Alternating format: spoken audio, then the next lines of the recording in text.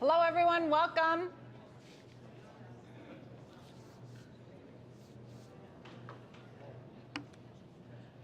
Welcome. My name is Kate McGuire and I'm the interim superintendent for Anoka-Hennepin Schools. And I'd like just to begin by orienting you to some folks that are in the room so you know who's here tonight. And I'll begin with our school board members, and perhaps they want to stand. We have Marcy Anderson, our school board chair, Casey Duchesne next to her, Matt Audette right here, and I think that's it for the school board members. And I want you to know that the school board members are here tonight to listen to you, listen to feedback, to talk with you. We'll all be here after the presentation to connect with you. So I just want you to know who they are. We also have a number of staff members here tonight in multiple locations who are all going to be here to answer questions and assist you again after the presentation. So we have staff members here that one of whom you'll hear from, some transportation folks. We have information systems folks back here, and do we have additional transportation folks? But we have communication staff here. We have a number of principals from this cluster that are here tonight, and everyone's going to be available to you to answer questions and to talk with you when we're finished. So I'd like to begin with the end in mind, like all good teachers. I want to provide some information about why we're here, and then I'm going to hand it off to Dr. Mary Wolverton, who's the Associate Superintendent for Elementary Schools, and Keith Paulson, who is going to share information about the specific proposals. But we're here tonight because we need to make some attendance area boundary adjustments at the elementary level throughout the school district and at the middle school level in the Blaine High School cluster. And I want to be clear right up front that we are not proposing boundary changes at the high school level at this time. In Anoka-Hennepin, generally, schools in long-established neighborhoods have fewer students, while schools in rapidly growing areas have many more. Most of our schools are clustered in these older neighborhoods in the southern two-thirds of the district. We have fewer schools that are located in the northern third, which is now the fastest growing area of the district, specifically in Blaine and Ramsey. The student population around some of the schools is declining, and on the other hand, there's student growth that's expanding around other schools.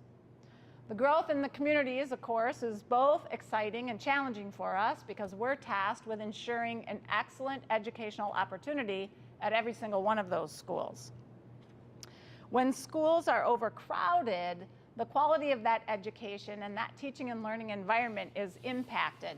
And I want to sort of draw a picture about what that means, because it's easy to say our schools are overcrowded and we need to make some changes, but to give you a picture of actually what that looks like on the ground might be helpful.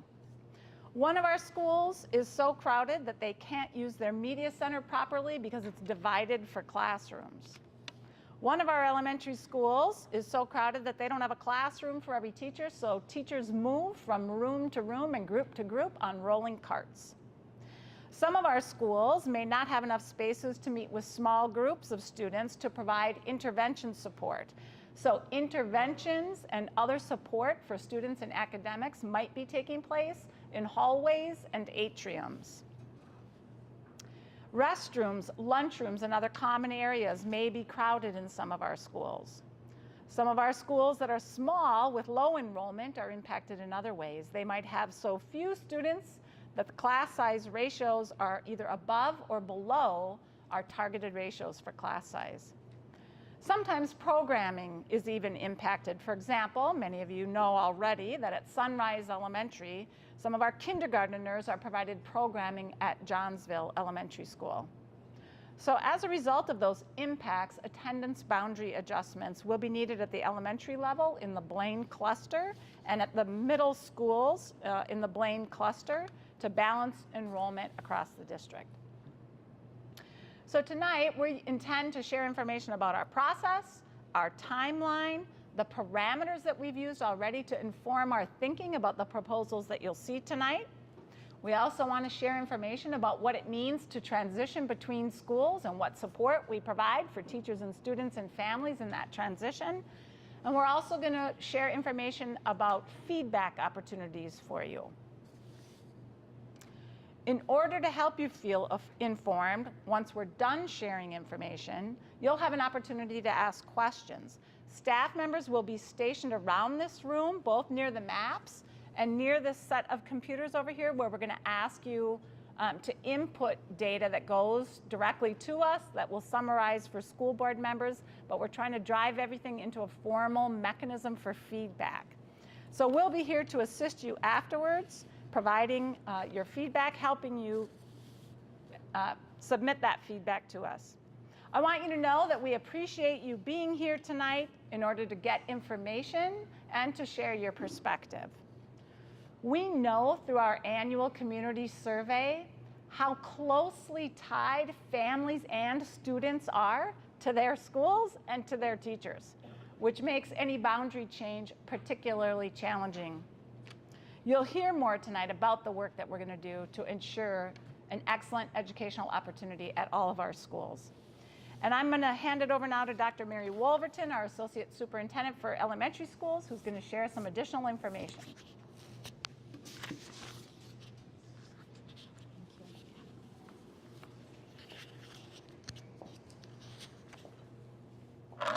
Thank you, Dr. McGuire. As you can see, the boundary update is aligned to a school board strategic priority. The boundary adjustment is an action step to ensure efficient operations of district's facilities and programs. Anoka-Hennepin, like all school districts, must periodically make changes to balance student enrollment to ensure that all students have the opportunity to receive comparable educational experiences. We will first begin with providing for you the timeline for this process. The new attendance boundaries will go into effect the start of the 2023-24 school year. That means the process has to start now in order to appropriately inform stakeholders and to set up operations. The school board will make the final decision on the proposals at meetings in November. They would like your feedback prior to decision making. Details on how to do that will be shared this evening. On this slide, you can see a quick glance at the timeline. This is the timeline in place for the boundary adjustment process. The district is sharing the initial proposals by high school cluster now and accepting feedback. A presentation of all proposals will also be shared at the September 26th school board meeting. Feedback provided tonight and prior to the meeting will be shared with the school board for their consideration. The district is planning a second round of community meetings to gather additional feedback on refined proposals before a recommendation to the school board at the November 7th meeting. The first readings of the proposals will be shared then. The board is expected to take action to approve the updated boundaries at the November 21st school board meeting. The district will then inform families impacted by any changes in the month of December, and the boundaries, as noted previously, will be put into effect the fall of 2023. As we go throughout the boundary process, we have parameters that guide our process and our decision making. Recommendations for the proposed attendance boundaries are based on the planning parameters that ensure effective operations of the district. The teacher-student ratio established by the school board through the budget process determines adequate space in our facilities. Some areas of priority are maintaining lower class size ratios at elementary schools, most notably in kindergarten and first grade. We also strive to ensure educational supports and programming based on the student demographics of the attendance area. Additional parameters are noted here that we ensure all students have the opportunity to receive comparable educational experiences. We follow state guidelines and we use district resources efficiently. The recommendations on our proposals are based on these planning parameters.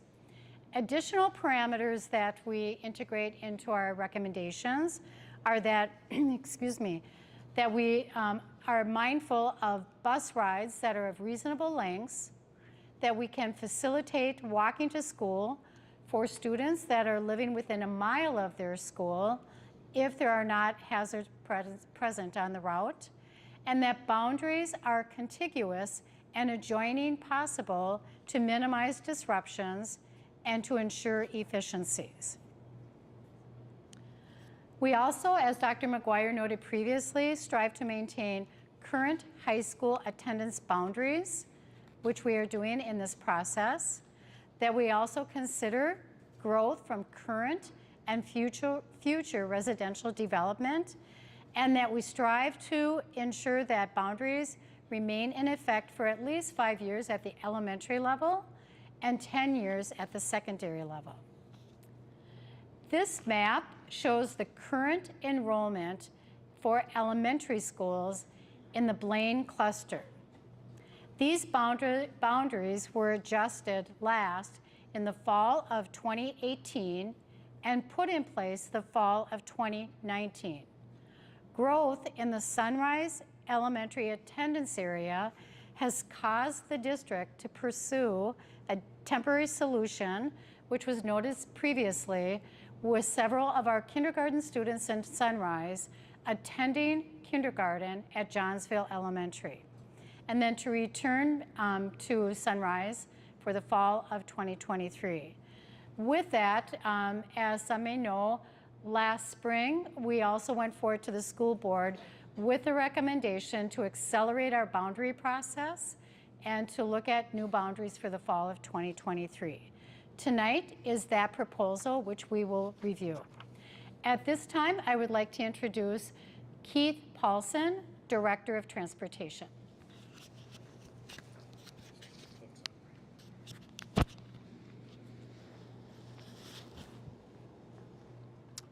Good evening. My name's Keith Paulson, Transportation Director, and I'd like to hopefully be interactive with the map. So there are 8 elementary schools in the Blaine cluster. I think I'm going to move around with this. There are 8 schools in the Blaine cluster, and we're going to talk about 4 of them. And 4 of them because 1 of them we need to move students out of, and 3 of them we need to move students into.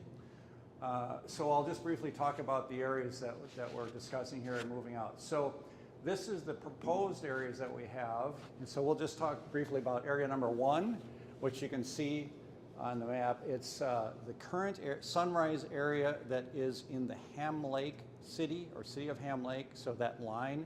Anybody who is in the current Sunrise boundary that is north of Blaine in the Ham Lake area, we propose that would be going to McKinley Elementary. So that area number 1 would be going to McKinley Elementary. Area number 2 is in the Sunrise area, being proposed to go to Johnsville. You're familiar with this. They're east of Highway 65, south of Highway 14 or County Road 14, and north of 117th. People are familiar with that, okay? So that area we're proposing to go to the Johnsville attendance boundary or school. And then the final one, area number 3, which is the area east of 65, south of 117th, and goes out to our district boundaries. We're proposing that area go to Jefferson Elementary School. And we feel that these will help us long-term make changes that we need to make. And these are the only changes that we're proposing in the Blaine area. So let's move on to the middle school area. I think that would be next. Very good. Okay. So we mentioned this is the Blaine area, and we have 8 elementaries. We have 2 middle schools. This is the only part of our school district. We have 2 middle schools that then feed into the Blaine High School area. So we need to make some changes here because of the imbalance that we have at the schools at both Roosevelt and Northdale. We need to make the changes because it impacts the opportunities for students at schools and also impacts the efficient delivery of services. So this needs to be changed on a long-term basis. So let's review the change, the proposed change. There are two changes that we're proposing this area. In the first area, it may sound familiar a little bit what I just said earlier. Area number 1 is just east of Highway 65, but we go further north. It's south of 136th, and then it comes down to 117th again, and then we'll be just west of Radisson Drive. So that area number 1, we're proposing to go from the Northdale area to the Roosevelt attendance area. All right, so area number 2 that we're proposing, again, is in the Northdale area, currently number 2. It is the farthest east in our school district and south of County Road 14. So number 2, south of County Road 14, furthest east in our school district. And I think those are the changes that we have. I just want to make sure. Yep. So those are what we have. So we encourage you, if this wasn't clear or if you need to dig in a little deeper, you can go to our website at ahschools.us/boundaries, and you'll be able to see both the current boundaries and the proposed boundaries. So we encourage you again to go to ahschools.us/boundaries for further information. Dr. Wolverton.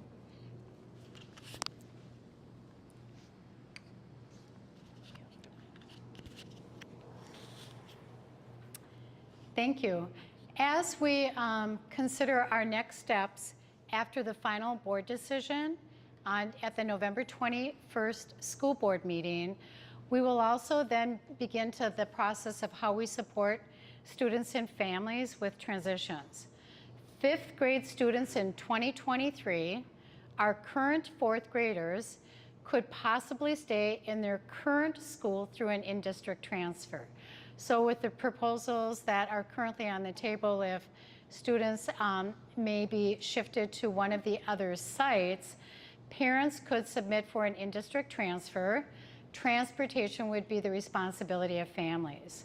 Schools also will provide transitions for students involving staff and parents and guardians to welcome students to their new schools.